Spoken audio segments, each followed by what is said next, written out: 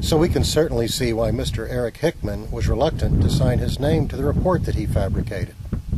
But we finally did find his Marl Prairie. It's out here where the rock miners are going to mine. The Everglades gets what you saw yesterday, the dump, in trade for this right here. Now we see Marl Prairie in the official documents of the Corps of Engineers.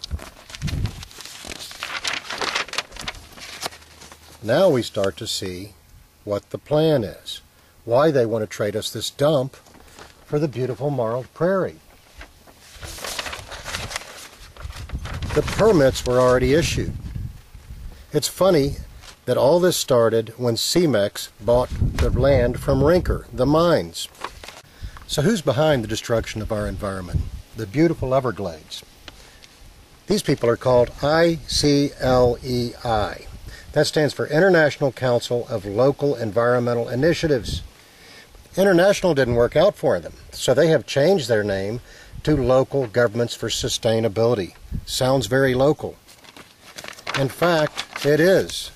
The man in charge of not only the Miami-Dade court, where these cases are being prosecuted, Mr. Harvey Reuven, is their vice chairman. We all know that the independence of the judiciary is indispensable to liberty. So who's overseeing all these cases? All the destruction of this beautiful land, beautiful wetland. Who's overseeing the court system? Well, that would be Mr. Harvey Reuven. We just happen to have his bio. Let's read it. He's president of the National Association of Counties, chairman of the Urban Consortium of Public Technology. He's on the advisory committee on intergovernmental relations. Now the scary part. He's in the United Nations, he's a delegate in the United Nations World Congress for Sustainable Future, the environmentalist. He's vice chairman, executive committee of ICLEI, International Council on Local Environmental Initiatives. Like this one, where he's going to destroy the Everglades so that his friends, the rock miners, can get rich. It doesn't stop there. He was elected unanimously by the Florida clerks to serve on the Florida Clerks of Court Operational Conference to review and approve the annual budgets for all 67 clerks in Florida. Why is that a problem? Let's look at what's going on here locally with Mr. Reuven's friends. Miami-Dade County Mayor Carlos Alvarez threatened the city mayor and the county administrator with defunding garbage contract for the city of Miami if they didn't oppose Mr. Brayman for going after him.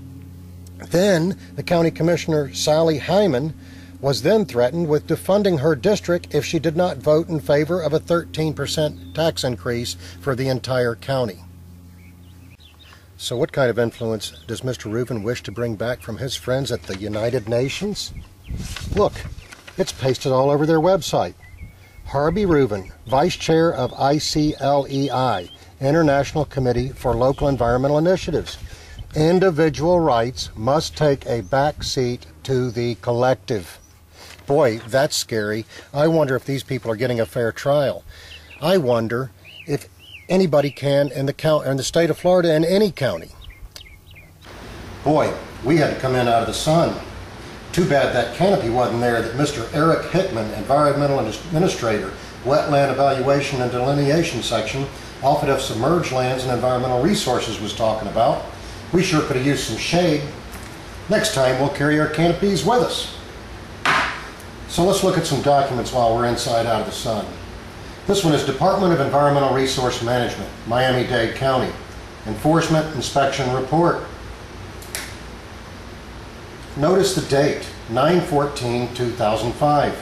If you'll remember, that's the same time that CEMEX bought the Rinker mines.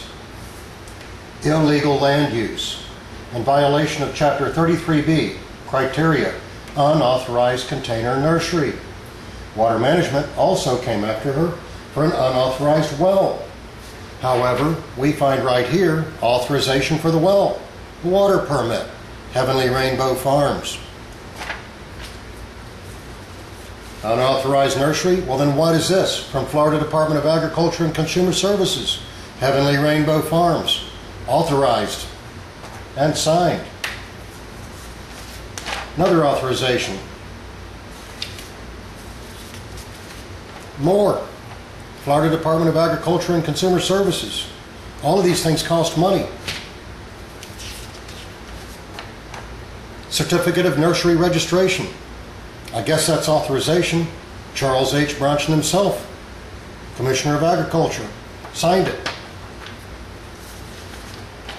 More authorization. Again, all of these things cost money, take time. Here's the 33B57 they were talking about. Notice, exclusions to East Everglades Wetlands Disclosure Law. Section 28. That's where Ida Fernandez Farm is. It's not even in this thing they're talking about. What is the exclusion? Why was it excluded? It has been directly and permanently altered by human activity as of January 14th, 1981. 30 years ago. And look at this. Not only was she authorized to operate a container nursery, she won the coveted Best Management Practices Award. According to FEMA, this area is not even in a flood zone, much less a wetland, even when they're pumping billions upon billions of gallons of street runoff water out here trying to inundate the area with oil, tire rubber, and everything else, all kinds of pollutants in it. Why would they pump that into the Everglades? They're environmentalists, for God's sakes. This isn't contained to one small farmer. Here is a list of the affected people. There's thousands of them. They're coming to take every little farm and every home. But it doesn't end there. We're still collecting and still collecting. People are signing up every day, and every day more people are affected. On and on. Chairman Mao says power comes from the barrel of a gun. I guess you could ask these guys. They're not, according to eminent domain, taking these people's property. They're arresting at the barrel of a gun. These people are being sent to prison. They're coming after you next. Don't think you are immune to this. They're coming after you. So how far is Mr. Harvey Rubin willing to go? As a World Congress delegate and the chair of ICLEI. Well, let's not forget, he's the county court clerk. He also is over all county court clerks' budgets in the state of Florida. Look what he's done here. Does this not look like judicial persecution? Look at this record. They've bankrupted these people just by dragging them to court. But you wouldn't want anybody to know about that, so what has Mr. Harvey Rubin done? The electronic court record now only reflects this little short piece with 5 little hearings. Okay, all you constitutional experts, let's go to our John Birch Society Pocket Constitution. Amendment number 5, my favorite. Nor shall private property be taken for public use without just compensation. There's no just compensation here, unless you call it what they're doing to these guys. They're sending them to prison, kicking them off their land and sending them to prison. So let me leave you with a few views of what national treasure the Everglades is now getting.